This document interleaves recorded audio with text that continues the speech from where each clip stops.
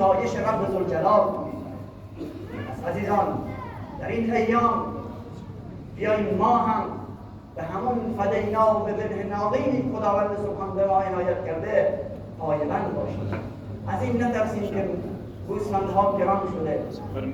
امسال چقدر هزینه میکنیم؟ این فقط خونش رو ما میریزیم، ما بقیه رو الله به اختیار خودش ما گذاشته. لن ینال الله لحومها ولا دماؤها ولکن یناله التقوی. الله نه خونشون نیاز داره، نه گوشتشون نیاز داره، نه پوستشون نیاز داره، بلکه اون تقوای قلب و دل شما رو نیاز داره که ببینید چقدر با الله اون الفت می‌کنید، چقدر الله در دلش جا کرده و چقدر الله در زبانش هست. هر زمان عشق الله، نام الله، یاد الله از زبانها به قلبها آمد و از قلب به جوارح آمد. یعنی قلب دستور داد به دست، به چشم، به پا، به گوش، به همه اعضا و جوارح. اون زمان ادعای اسلام بکنید. یا ایها الذین آمنوا ادخلوا فی السلم کافه. الله بازم با اهل ایمان این دور سخن دیگه. میخوای وارد اسلام باشی، اسلام درست داشته باش.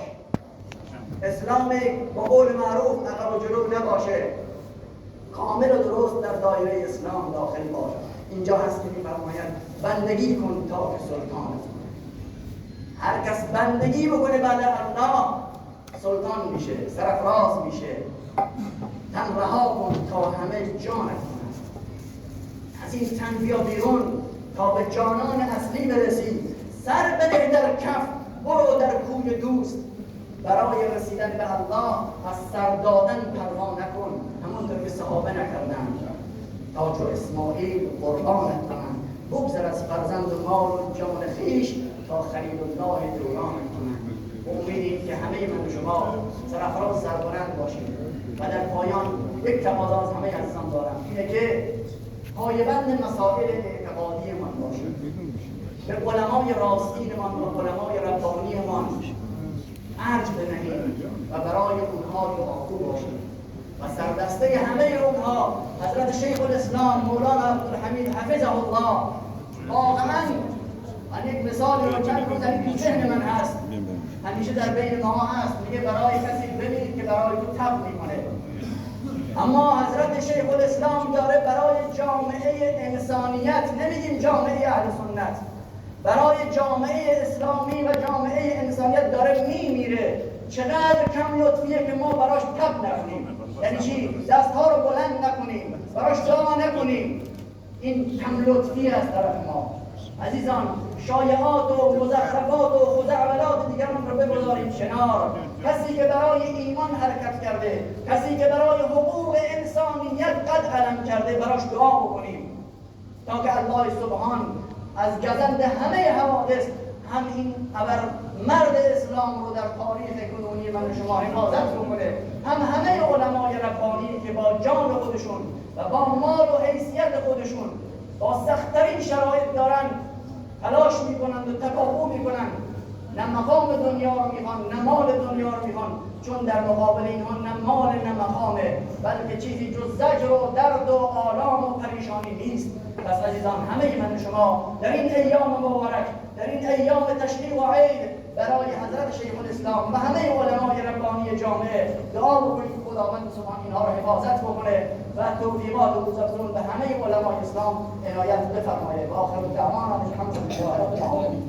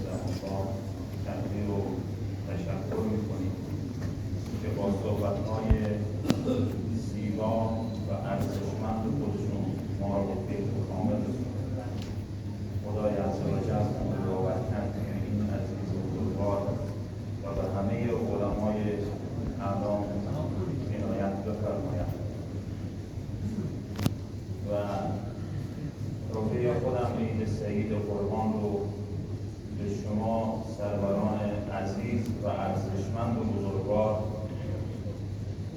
خطه بخش بوجنان و همه مسلمین جهان تبریک و تهنیت عرض می‌کنم. ای عزیزان، به شما هدیه یزدان رسید. ای عزیزان، به شما هدیه ز یزدان آمد. عید فرخنده نورانی قربان آمد. حاجیان، سعی شما شد به حقیقت مقبول. رحمت واسعی حضرت سبحان آمد. عید قربان، عید قربان به حقیقت ز خداوند کریم آفتابی به شب ظلمت انسان آمد. امر شد تا که به قربانی اسماعیلش آن خلیلی که پذیرفته ز رحمان آمد. امتحان داد به خوبی به خدا ابراهیم جای آن ذبح عظیمی که به قربان آمد. حضرت علی رضی الله تعالی عنه فرمودند عید قربان روزی است که حرمتی بس بزرگ دارد، حرمت بسیار بزرگی به نزد خدای عزوجل این روز مقدس دارد و لذا خدا را بسیار یاد بکنید، خدا را ذکر بکنید و تسبیح و تمجید ذات پروردگار مشغول باشید و از او آمرزش بخواهید. اگر کوتاهی شده، اگر غفلتی شده در عبادت و طاعت و بندگی خدای عزوجل، دعا بکنید، طلب مغفرت و بخشش از جانب الله سبحانه و تعالی بخواهید.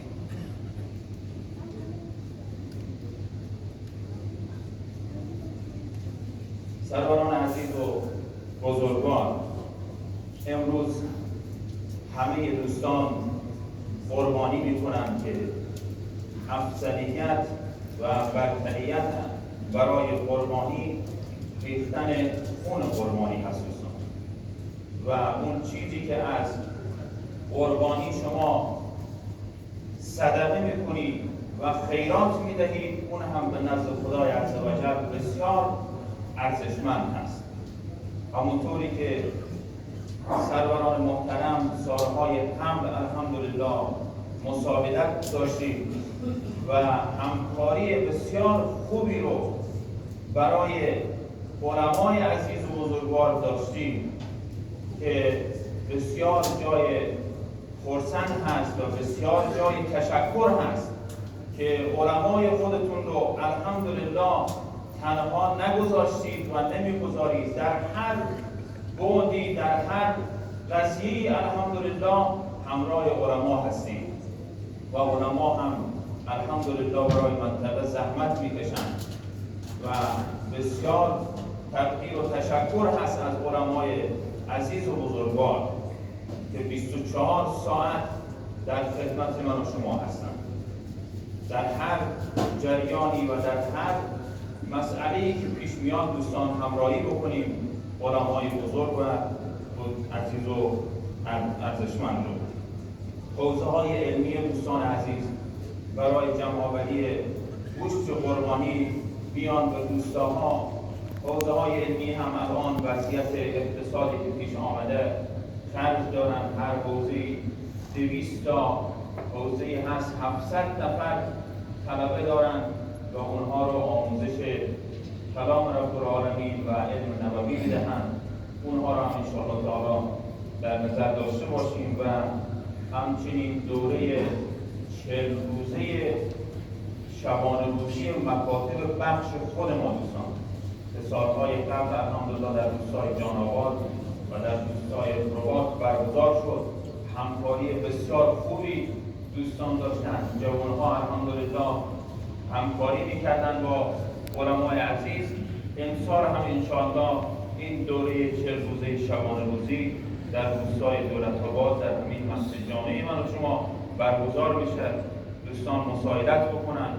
از 10 تا 16 ثبت نام هست.